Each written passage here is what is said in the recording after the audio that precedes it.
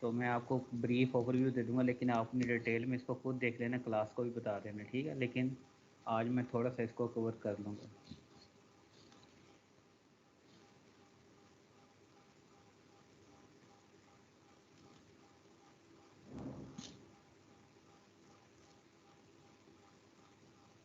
तो अभी 11 स्टूडेंट्स हैं, तो क्या ख्याल है वेट कर लें 2-4 मिनट? यस सर, कर ले। चले मैं 2 मिनट में, क्योंकि मेरा 1 घंटे का लेक्चर है, उसके बाद फिर 11 बजे मेरा सेक्शन डी के साथ ही है, तो मुझे ये लेक्चर जो है 10:55 के अराउंड ख़त्म करना पड़ेगा।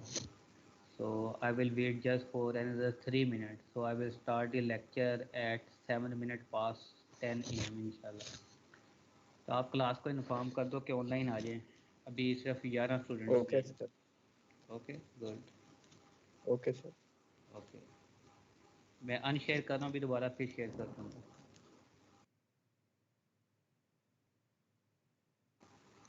ओके, बिस्मिल्लाहिर्रहमानिर्रहीम। Uzair, can you hear me? Yes sir. अच्छा, स्क्रीन भी नज़र आ रही है? Yes sir. Okay, let me start the recording.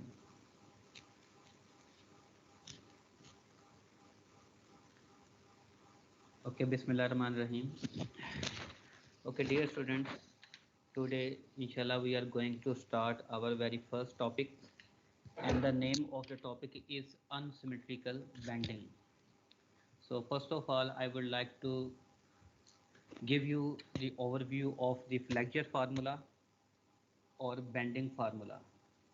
So you have already derived this formula, which is relating the stress versus applied bending moment and versus radius of curvature or curvature. So you have derived the formula in three parts, and then you can relate all the three components with each other to determine stress or any applied bending moment. So the flexure theory, this formula is referred as flexure theory or bending formula. So which says that the ratio of applied stresses over the point at which we want to determine bending stresses is directly proportional to or equal to the moment over geometric resistance against rotation or moment of inertia, and that is equal to modulus of elasticity over radius of curvature. So when we derive this formula in mechanics of material, so you consider different assumptions. So plane sections remain plane and Hooke's law is applicable. It means that when we are applying the bending moment, so all the stresses are within elastic range. So if applied moment is very large and the stresses they exceed the elastic limit, so we will not have the correct answer from this equation. So this equation only predict or can be used to estimate the induced stresses due to applied bending moment within elastic range. So what this assumption says, plane sections remain plane. So I will just give you the hint of this very first assumption. So first of all, for example, we are having a prismatic beam, and just for our understanding, we have marked hatch lines, longitudinal line, and also the transverse line on this prismatic beam, so which are also called as a meshing. So when this beam is subjected to bending moment means that when we apply downward load, so all these cross section, so they tend to rotate about this x-axis. So first of all, we need to assume certain set of coordinate system.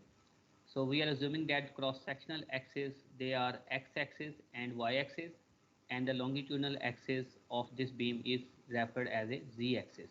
So we are using the consistent unit that we have already used in our steel structures. Because in steel structures design, cross-sectional dimension, they are referred as x-axis and y-axis, and the longitudinal axis is referred as a z-axis. But in most of classic structural analysis books, they refer cross-sectional axis as a z and y, and the longitudinal axis they refer as a x-axis. But it doesn't matter. But for this particular subject, we are using x and y dimension at, as a cross-sectional dimension and longitudinal axis as a z-axis. So when the load is acting in vertical direction, so what happens, the beam is bending or deflect in downward direction. So you will see that all these sections, for example, if I'm cutting the cross section at any point, so this is the plane section. For example, if I cut the beam from here, so this transversal surfaces, two transversals or cross section surfaces, they are making this section as a plane section. So when we apply the downward load, so what happens? So these longitudinal line, they undergo stretching on the one side of the beam direction, and they undergo contraction on the other side or on the top side, depending upon applied load. So it's mean that when the bottom side is undergoing stretching and the top side in contraction, so this result into the twisting or rotation of this cross section. So this cross section, which was initially perfectly vertical, so it rotate, and when it rotate about x-axis. So that's why we are using the moment of inertia about x-axis, which is the geometric resistance against rotation. So even after uh, bending, this plane section they remain plane. It means that this surface will remain flat even though it is subjected to bending. So there is no any undulation or warping or wavy surfaces or wavy action on this plane surface. So this surface is remain plane before and after the beam is subjected to bending. This assumption will become wrong if our beam is subjected to shear stresses. So this assumption is only correct if a beam is subjected to pure bending moment. So what is the pure bending moment? You already having idea from the experiment that you have already performed in mechanics of material, the bending test on wooden beam, where you have induced pure bending moment zone in the center, because in the center zone there was no applied shear. So then what is the neutral surface? So a surface in a beam containing fibers that does not undergo any extension or compression, thus not subjected to any tension or compression. So as I told you that when a beam is subjected to bending or subjected to transversal load, so it bend maybe in downward direction or above direction. So these longitudinal fibers, they undergo extension on the bottom side and they will undergo contraction on the top side. So if this fiber which is at the bottom side, if it is undergoing extension means that it is subjected to positive strain or tensile strain. So that's why the bottom fiber they are subjected to tensile stresses, and the top fiber which are undergoing contraction or their length is shortening along the longitudinal axis, so they are undergoing compression. And similarly, the extension will be more at the extreme fiber, and when we are proceeding towards center, so there will be definitely the place where all the fiber they are neither undergoing contraction or extension. So it means that if no strain is being produced, so along these fiber or this surface, the applied stresses will be zero, and this surface which is neither undergoing contraction or the extension is referred as a neutral surface. But when we are moving upward, so we will see that the fibers on the other side they are undergoing contraction. So this contraction and extension is taken place along the length, because the length is increasing in length or decreasing in length. So strain is being produced along longitudinal axis or perpendicular to the cross section. So thus the flexure stresses they are directing along the longitudinal axis. So this surface, for example here, uh, it's a two-dimensional surface which is subtended by longitudinal fiber along the longitudinal direction, and also in transversal direction which is perpendicular to the load is referred as a neutral surface. So if the load is acting in y direction, so movement will be produced about x direction perpendicular to the load direction. So in other words, we can say that the neutral surface is perpendicular to the applied load or parallel to the applied bending moment. So we can discuss in both ways.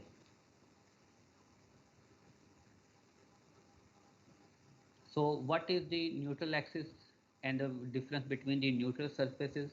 The surface, so neutral surface is a two-dimensional surface along the length and along the cross section.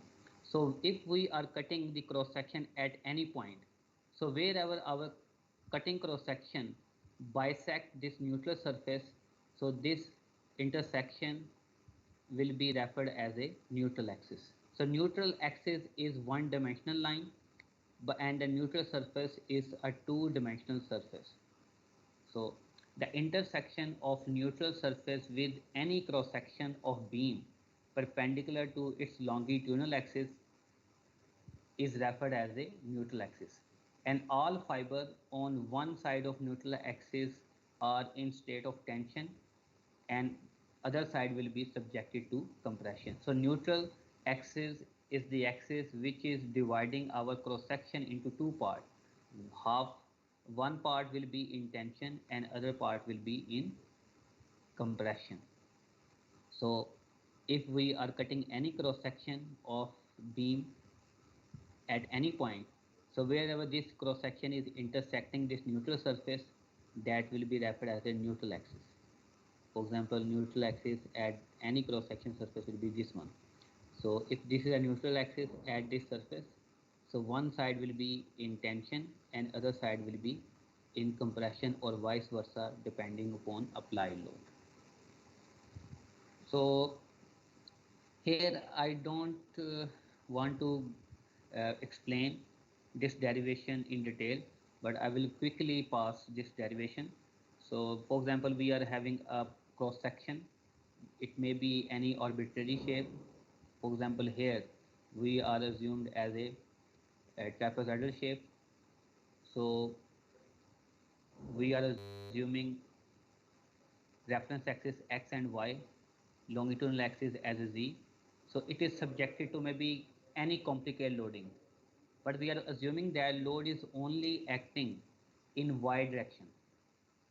So load is only acting parallel to the y-axis. So it means that all type of these loads are producing the moment about z-axis.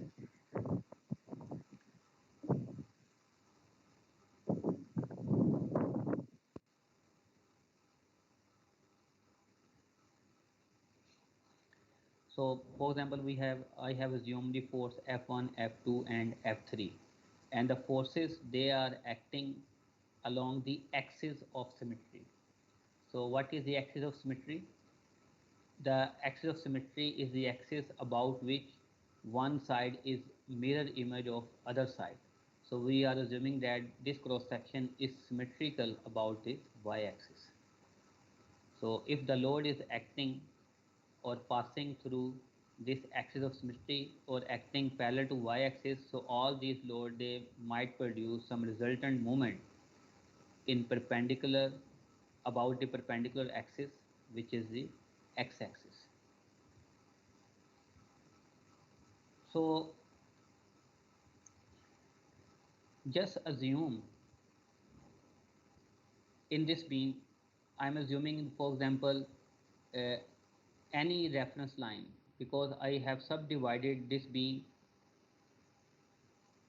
in longitudinal by using some longitudinal lines and transversal line, or I have hatched this beam, or I have done some meshing just for our understanding.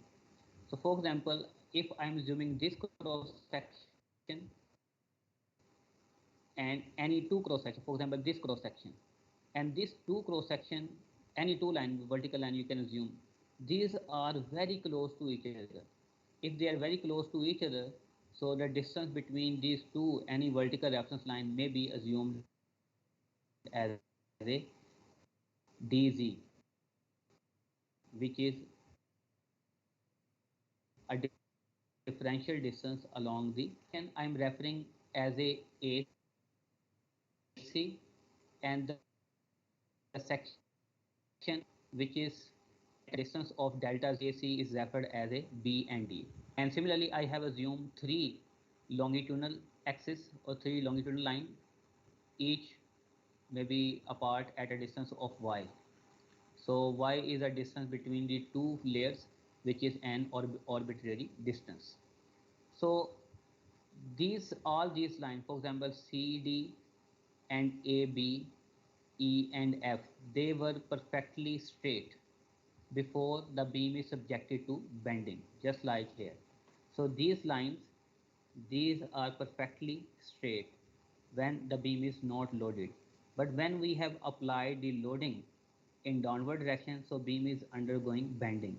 When it is undergoing bending, so it means that these longitudinal lines, they will bend in downward direction or they will deflect. So in this way, if these lines they are bending, so these vertical lines or the lines in transversal direction, which are referring as a vertical line of any cross section, so they will twist or they will rotate to compensate the bending in vertical direction.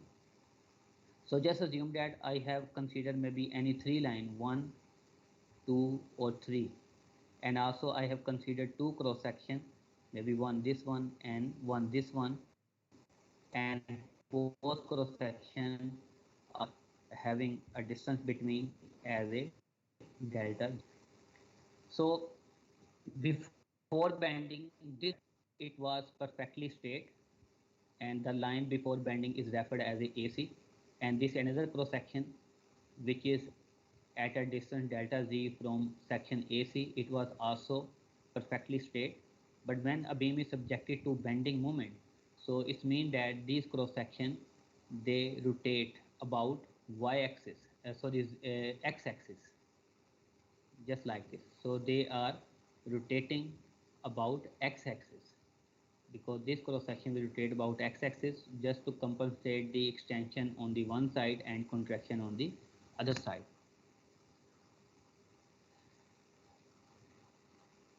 So after twisting, the line AC has moved to the place A prime and C prime.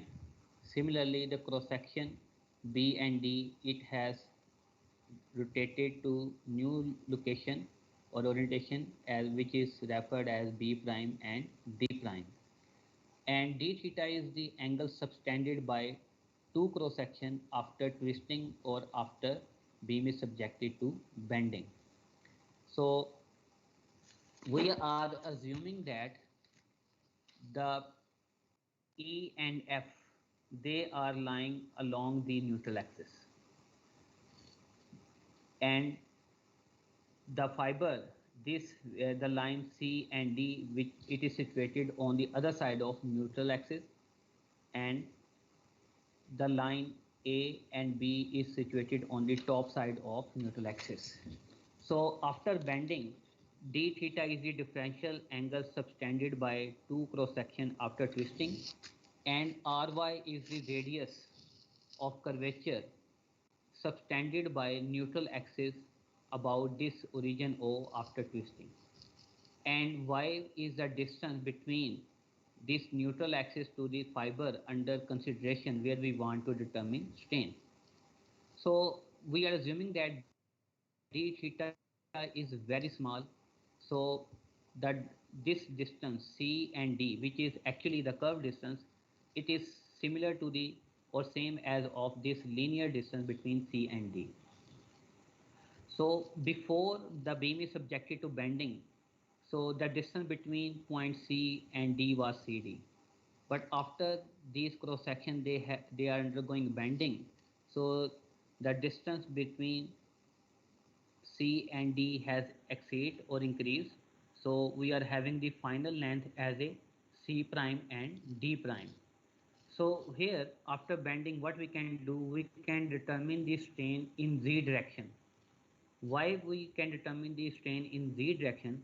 Because after bending, the extension is being taken place along the z direction or along the length, because distance between two two cross section is increasing along the z direction, and similarly distance will decrease between the two reference cross section on the above side or top side of neutral axis. So we can determine this strain. Strain in z direction will be equal to final length minus initial length divided by initial length. So final length between is equal to c prime and d prime minus initial length was c d. So if we are dividing it by the original length which was c d, so this will be the formula of the strain. So strain is equal to change in length over original length. So before beam is subjected to bending, CD is equal to EF. So it means that we can replace the distance CD with EF. So we have modified this equation C prime D prime minus EF divided by EF, because before bending CD is equal to E and F. Okay, next we know that you are already familiar with the formula of sector. So you can determine this arc length distance by the sector formula. So arc length is equal to R into theta. R into theta means radius multiplied by the angle subtended by that sector. So it means that we can determine this distance CD. So if I want to determine this arc length CD or EF, so this arc length EF will be equal to the radius. So what is the radius subtended by this arc length EF is Ry. So Ry multiplied by d theta will be equal to EF. And similarly, C prime and D prime, this distance from here to here will be equal to this total radius, which is equal to Ry plus Y. So this total radius of curvature into this angle subtended by this sector, which is equal to d theta. So C prime and D prime is equal to R plus Y into d theta, and EF is equal to R into d theta. So if you substitute the values in this equation, so we are having this relationship. So the strain which is being produced along the z direction can be computed by this way. So after opening the bracket, so this r into d theta will be cancelled with this minus r into d theta, and further we will have y into d theta over r into d theta. So d theta, it will be cancelled out. So the strain along the z direction is equal to y over r. So y is any arbitrary distance from the neutral axis where we want to determine the longitudinal strain or strain produced in z direction due to applied bending. So if we know the strain, we can use Hooke's law. So Hooke's law states that stress can be determined by multiplying modulus of elasticity with strain. So because we can use the Hooke's law, we have already considered in our assumptions. So if you substitute value of strain from this equation, so this formula will be equal to sigma z equal to y over r into E. So E can be brought to the other side. So this is the equation number 2, or the first part of our derivation. So the stress along the z direction. Why the stress will produce along the z direction? Because stress is the function of strain. So if the strain is produced along the z direction, so the stress component will also produce in z direction. So it means that extension and the contraction is taken place along z direction. So it means that the flexure stresses, they will be acting along the z direction or perpendicular to cross section. So similarly, you can derive the formula for the other side, because that on the above side of neutral axis the strain is negative, so contraction is being taken place. So this contraction will be same as of the extension on the other side if this layer is also situated at the same distance from the neutral axis as of the tension layer on the other side. So the stress component, they will have same magnitude, but their sign will be different. On the one side of neutral axis, extension is being taken place, thus tensile stresses will produce. And on the other side, contraction is taken place, so compressive stresses will produce on the other side. Okay, now we are assuming the same cross section I am taking, and due to the applied bending, so applied loads. So I have already explained that bending moment will produce about x-axis. So now I want to use the equilibrium equation. So at any cross section, for example, if you are plotting the bending moment diagram along the length of beam. So if you are cutting any cross section, so at any cross section, you might have some applied bending moment or induced bending moment due to applied load. So at any cross section, we are only having moment which is acting about x-axis. We are not having any moment which is acting about y-axis. Why? Because load is only acting along y-axis. If there might be any load acting along x-axis, then we might have the moment acting about y-axis. So if a moment is acting about x-axis, so you can assume that, so just assume this moment is tend to rotate this section on this side. So the bottom side will undergoing as a extension and above side is undergoing as a compression. So let's suppose we are assuming any differential area on the top side or on this surface, and this differential area is equal to dA, and this differential area is very small. Just consider this is the one point, and this differential area situated at a distance x from vertical axis and at a distance y from x-axis. So we are assuming that this differential area, it is subjected to uniform stresses along x-axis. So if the stress we are assuming as a uniform, so we can assume that the force which is acting perpendicular to this area, which is the normal force, because I told you that the flexure stresses, they are normal, they are acting along z-axis or perpendicular to cross section. Although this stress component will be compressive, but I'm assuming as a away, because in the equation I will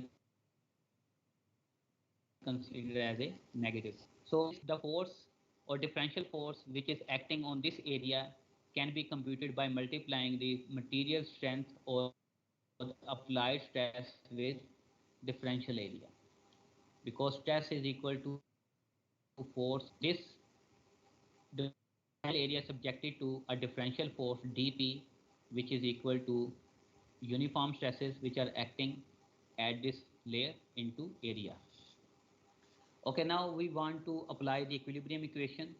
So first of all, I can take the summation of the forces along z-axis equal to 0. So along z-axis, we are having only this one force dP.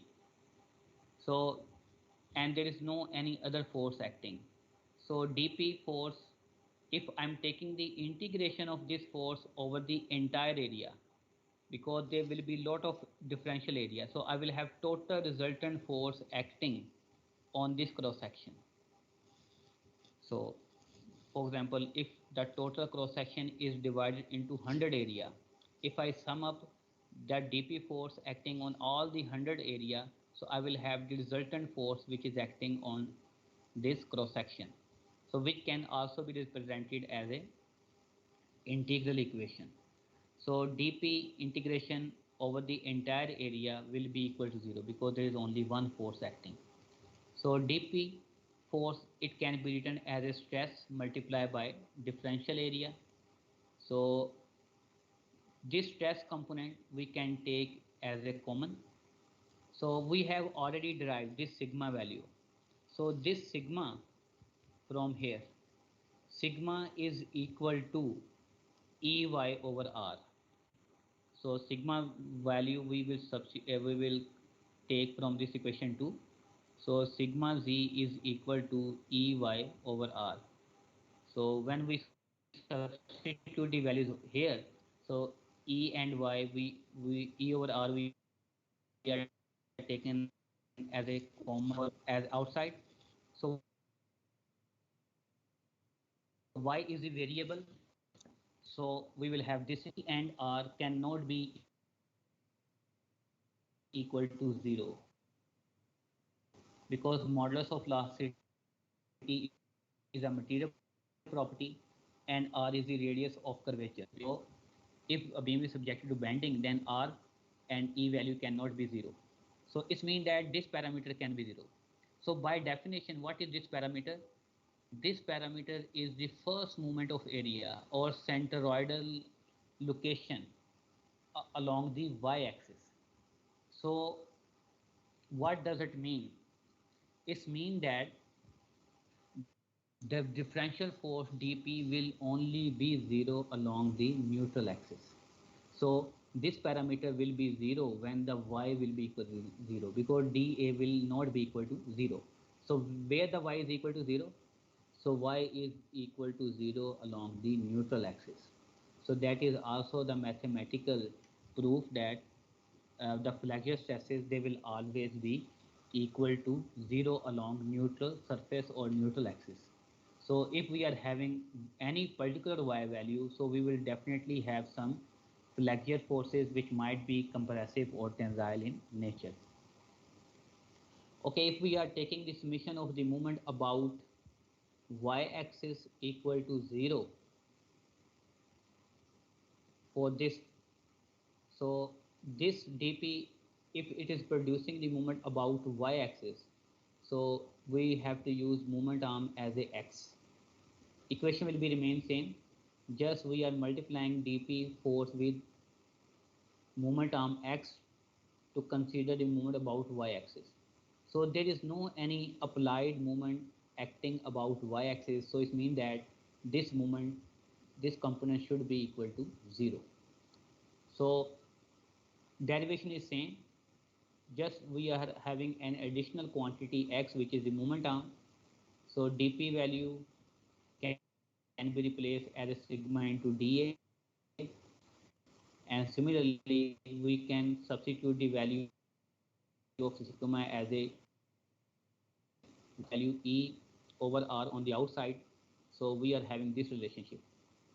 So this relationship is referred as a E over R value into integration of y into x variable into dA.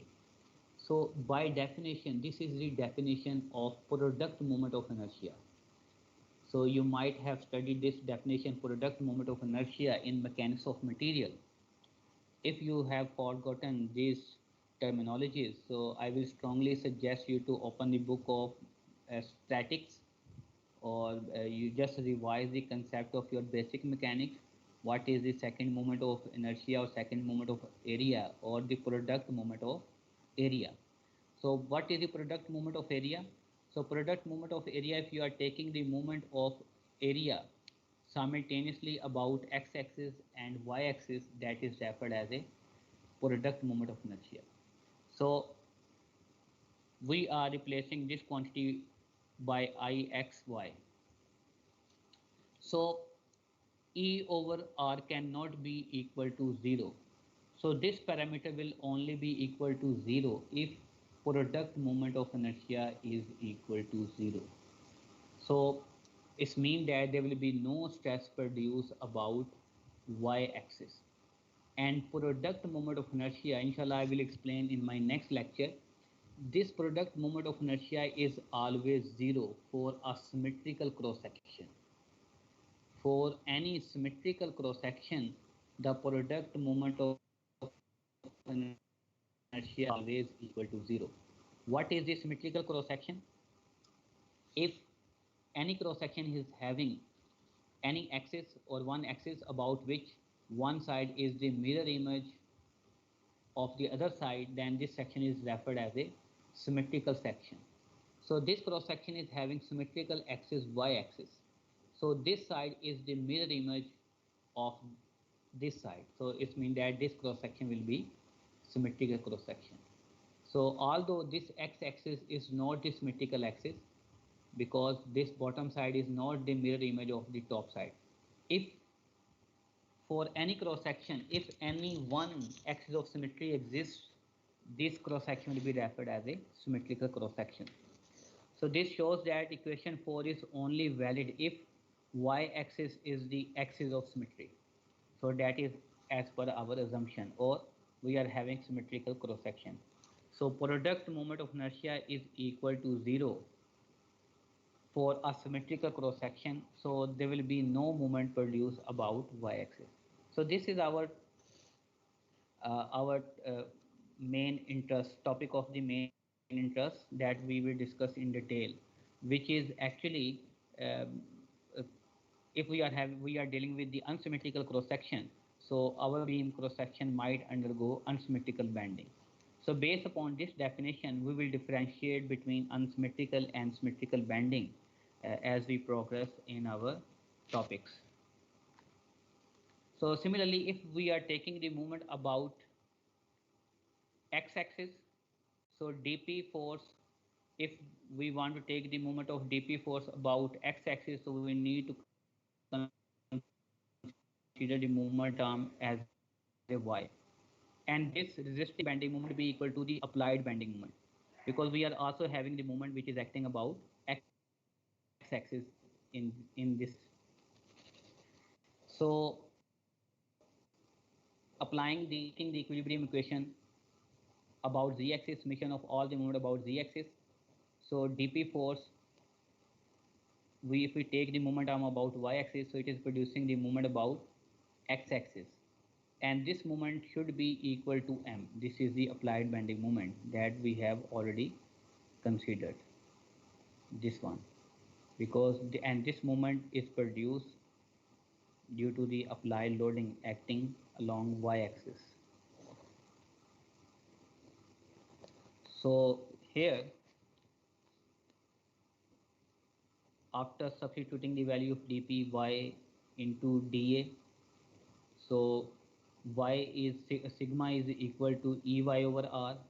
If we are taking e over r value as a constant, so y which is coming from here, it will be multiplied with this moment arm. So we will have the y square into dA. So what is the definition? So this is the second moment of area about y-axis. So second moment of area about y-axis, or y square in the integral of this part is referred as a moment of inertia. So from here, if we are taking the moment of inertia on the other side, we will have the right part which is referred as a E over R is equal to M over Ix. So 1 over R is referred as curvature or curvature. So E over R is the function of applied bending moment divided by Ix. So Ix is the moment of inertia about x-axis, or second moment of area about y-axis. M is the applied bending moment, and Ix is the resistance of cross section against rotation, or geometric resistance against rotation.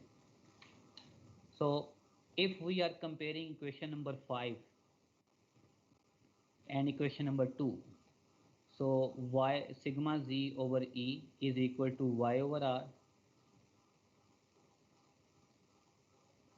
Sorry. So from here, E over R is equal to sigma z over y.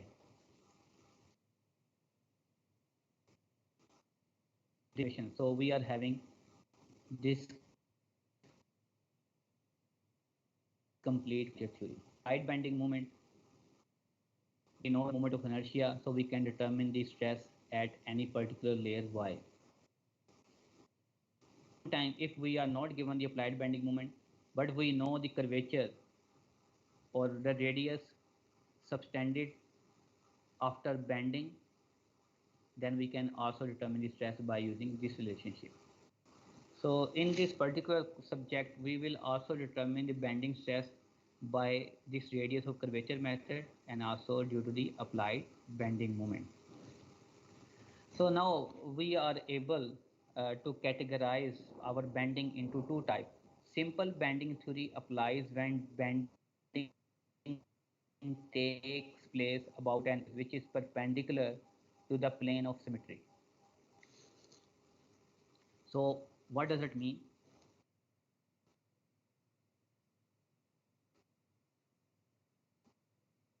Just understand this when bending takes place about an axis which is perpendicular to the plane of symmetry. So let me highlight axis perpendicular to the plane of symmetry. So let me bold it.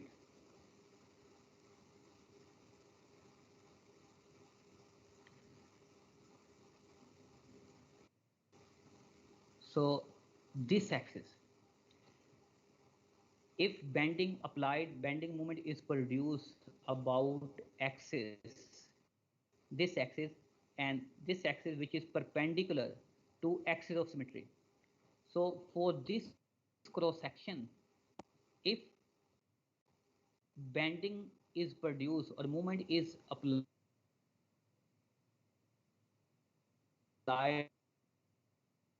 along axis, y-axis, and this y-axis is the axis of symmetry. So I will read, if load is acting parallel to axis of symmetry, I'm talking about the applied load, linear load. The load which is acting parallel to axis of symmetry always produce the moment about perpendicular axis or about the axis which is perpendicular to axis of symmetry. So if the load is acting along y-axis, so movement will produce about x-axis. Again, if load is acting along y-axis,